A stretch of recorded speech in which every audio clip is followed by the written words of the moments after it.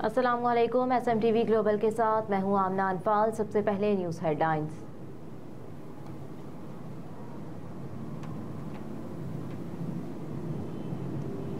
Cipher case chairman PTI Imran Khan ने फर्दे जुर्म की कार्रवाई को सुप्रीम कोर्ट में चैलेंज कर दिया। चेयरमैन तहरीक इंसाफ ने वकील हामिद खान के जरिए सुप्रीम कोर्ट में दरखास्त दायर की, जिसमें साइफर केस में ट्रायल कोर्ट की फर्दे जुर्म की कार्रवाई को चैलेंज किया गया है। दरखास्त में मौक़िफ़ इख्तियार किया गया कि दरखास्त गुजार को मुखालिफिन की जानिब से सियासी इंतकाम का निशाना बनाया जा रहा है और सियासी इंतकाम का दायरा दरखास्त गुजार की सियासी जमात और इत्तेहादियों तक फैलाया गया। दरखास्त में मजीद कहा गया कि इस्लामाबाद में दरखास्त गुजार को निशाना बनाने से मुतालिक अदालत को आगाह करना जरूरी है।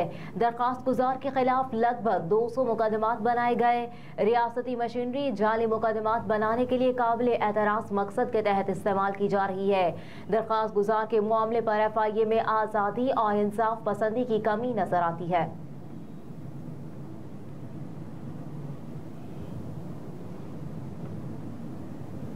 साइफर केस शाह महमूद कुरैशी की जमानत की दरखास्त पर FIA का एतराज़ मुस्तरद। इस्लामाबाद हाई कोर्ट के चीफ जस्टिस आमिर फारूक ने साइफर केस में शाह महमूद कुरैशी की दरखास्त से जमानत और फर्दे जुर्म आयद करने के फैसले के खिलाफ दरखास्तों पर समाअत की, जिस सिलसिले में प्रोसिक्यूटर राजा रिजवान अब्बासी और शाह महमूद कुरैशी के वकील अली बुखारी अदालत में पेश हुए। प्रोसिक्यूटर राजा रिजवान ने शाह महमूद की जमानत की दरखास्त पर एतराज़ करते हुए कहा, सुप्रीम कोर्ट के फैसले के तनाजुर में सर्टिफिकेट जमा करवाना होता है, वो नहीं है। इस पर जस्टिस आमिर फारूक ने कहा कि सर्टिफिकेट शरीक मुल्जिम का नहीं है, लेकिन इसका रेफरेंस तो दिया हुआ है। ऐसे मामलात में दीगर केसेस को यकजा कर दिया जाता है। हमारे यहाँ बहुत सारी गलतियाँ होती हैं, हम इसको मान लेते हैं। दौरान समाअत शाह महमूद कुरैशी के वकील ने कहा कि ट्रायल कोर्ट ने मेरे मुवक्किल की जमानत खारिज कर दी थी। ट्रायल कोर्ट से जमानत मुस्तरद होने के बाद हाई कोर्ट में ये पहली दरखास्त जमानत है। हमने दस्तावेज की फोटोकॉपी लगाई है क्योंकि हमें असल कॉपी फराहम नहीं की गई।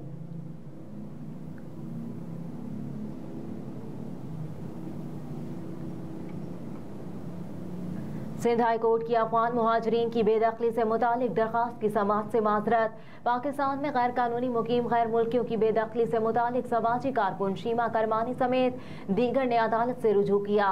सिंध हाई कोर्ट ने दरखास्त पर विफाकी और सूबाई हुकूमत को नोटिस जारी करने से इनकार करते हुए रिमार्क्स दिए कि गैर कानूनी मुकीम अफराद की बेदखली रियासत की पॉलिसी है। अदालत इस मामले में मुदाखलत नहीं कर सकती।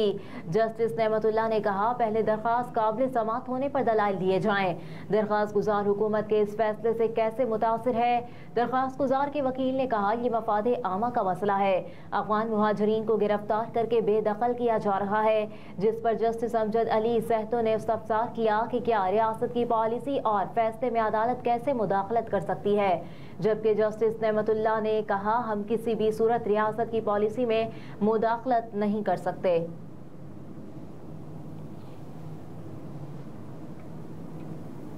चौधरी परवेज इलाही के घर छापा, दस्तावेजात की मुतलाशी पुलिस की तलाशी।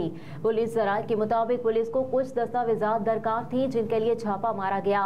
मोनिस इलाही का कहना है कि परसों की नाकाम कार्रवाई के बाद पंजाब पुलिस ने दोबारा वारंट के बगैर घर पर छापा मारा। आज भी उनको खालू ताहिर सादिक नहीं मिले।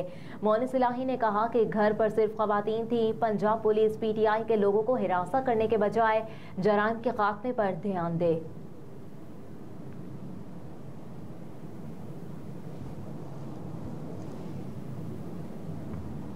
नून लीग और MQM दूसरों को भी साथ मिला लें तब भी उन्हें उम्मीदवार नहीं मिलेंगे।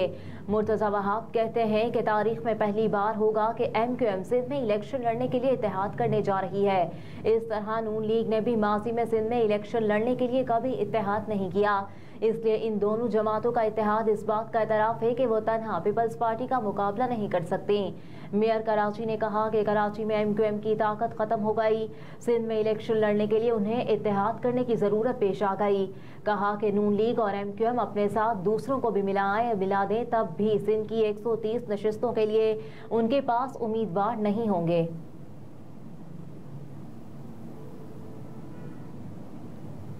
BSX में कारोबार का मुस्बत आगाज। इंडेक्स 53,800 की सतह से ऊपर। मंगल का रोज पाकिस्तान स्टॉक एक्सचेंज के लिए एक शानदार और तारीखी दिन रहा। जिस रोज कारोबार के दौरान 100 इंडेक्स तारीखी बुलंद तरीन सतह पर पहुंच गया। और पहली बार 54,000 की हद अबूर कर गया। 100 इंडेक्स ने अपनी बुलंदी की नई तारीख 54,312 रिकॉर्ड की, लेकिन कारोबारी दिन का अख्ताम 124 पॉइंट्स कमी से 53,735 पर हुआ।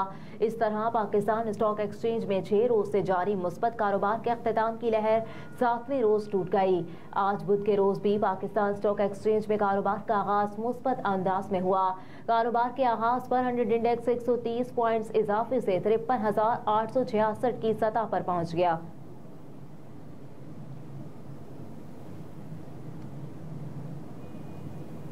इमरान खान की बेटों से मुस्तकिल बात नहीं करवाई जा सकती। अडियाला जेल सुप्रिंटेंडेंट का तौहीन अदालत नोटिस पर जवाब। साइफर केस की समाअत करने वाली खुसूसी अदालत ने 53 तरीके इंसाफ इमरान खान की बेटों से मुलाकात करवाने के लिए अहकाम जारी किए थे। ताहम PTI के वकील की जानिब से सुप्रिंटेंडेंट अडियाला जेल के खिलाफ तौहीन अदालत की दरख्वास्त जमा करवाते हुए कहा गया कि इमरान खान की बेटों से टेलीफोन पर बात नहीं करवाई जा रही। सीक्रेट अदालत के जज अब्दुल हसनात जुल्करनैन के रुखसत पर होने के बाद साइफर केस की समाअत पर पीर तक मुलतवी हो गई। ताहम सुप्रिंटेंडेंट अडियाला जेल ने अदालत में अपना जवाब जमा करवा दिया।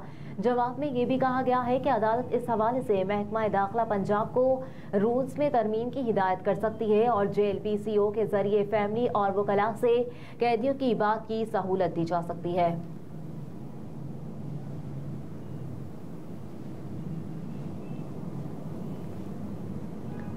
पाकिस्तान ने एक्सटर्नल फाइनेंस गैप पर IMF को नई तजावीज़ बता दी। ज़राए वज़ारत ख़जाना के मुताबिक निगरान हुकूमत को रवा माली साल गैर मुल्की सरमायाकारी में बड़े इजाफे की उम्मीद है और एक्सटर्नल फाइनेंस गैप को बराह रास्त गैर मुल्की सरमायाकारी से पूरा किया जाएगा। ज़राए के मुताबिक सऊदी अरब, मुत्तहिदा अरब अमारात और कतर की पाकिस्तान में सरमायाकारी में गहरी दिलचस्पी है, जबकि अरब ममालिक तवानाई, एविएशन, मादनियात और ज़राअत में बड़ी सरमायाकारी करेंगे। अरब कंपनियां एयरपोर्ट्स और बंदरगाहों की इस्तेदाद बढ़ाने और चलाने में सरमायाकारी करेंगे। ज़राए के मुताबिक इस्लामाबाद एयरपोर्ट की आउटसोर्सिंग रवा माह होने का इम्कान है।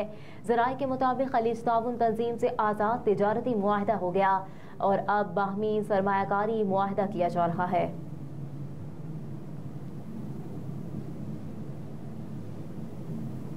वर्ल्ड कप में भारत की मोहलिक फजा से खिलाड़ियों के लिए मसाइल, तरबियती सेशन भी मनसूख। भारत में स्मोक की वजह से बिगड़ती हुई सूरत हाल ने क्रिकेट वर्ल्ड कप खेलने के लिए आए बैनुल अक़वामी खिलाड़ियों के लिए भी मसाइल पैदा कर दिए। स्मोक के पेश नज़र खिलाड़ी मुज़र सेहत फ़ज़ा में सांस लेने पर मजबूर हैं। दूसरी जानिब फ़ज़ा में आलूदगी की निगरानी करने वाली कंपनी IQ एयर की जानिब से जारी करदा आदाद-ओ-शुमार के मुताबिक भारत के जिन बड़े शहरों में क्रिकेट वर्ल्ड कप की मेज़बानी की जा रही है, उनमें से कहीं फ़ज़ा गैर सेहत बख्श है तो कहीं इंतहाई गैर सेहत बख्श। नई दिल्ली, मुंबई और कोलकाता जैसे शहर फ़ज़ाई आलूदगी में दुनिया के 10 बड़े शहरों में शामिल हैं।